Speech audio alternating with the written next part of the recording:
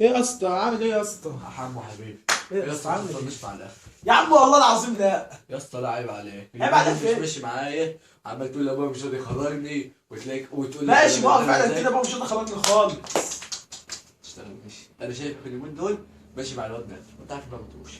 يا عم انا ده راجل، يا ده راجل جدع. انت تعبان انا. ليه؟ ده لو في حاجه اسمها رجوله يبقى بينه وبينها خط كده. ليه يا عم؟ يا الله، بجد الواد ده جدع وعويل خالص، ولا في ريحه الجدع، ولا اساسا ما بينزلش من زور، ولا بينزل عند من زور، عيل بضان ولازقه. يا عم ده بنزين نص ده صاحبه خالص، ده عسل يا ابني. عسل بني، انت هتشتغل. عسل خالص يا عم. انت هتشتغل نفسك يعني، عيل بضان.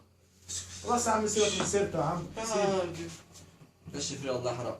ما تجيب لي يا اسطى حاضر ثانية واحدة. ميه شاي نسون اي حاجه.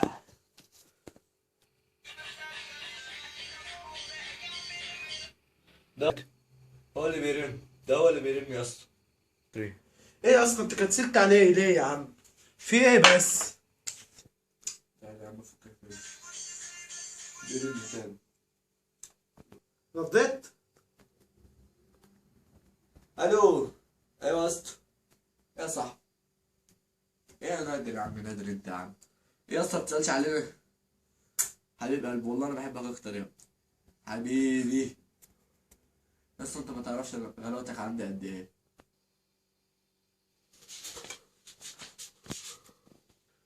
ايه مش فاضي؟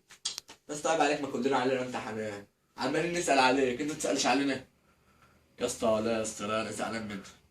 لا طبعا. لا خلاص يا اسطى، خلاص يا اسطى اشوف.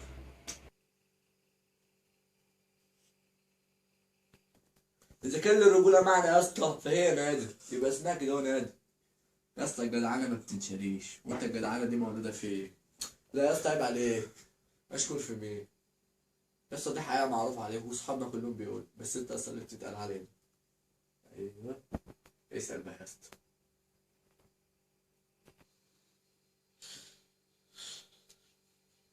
اه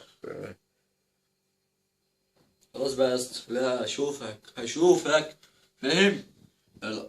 البيت ينور يا اسطى، ده انا اشيلك فوق دماغي من فوق. سلام.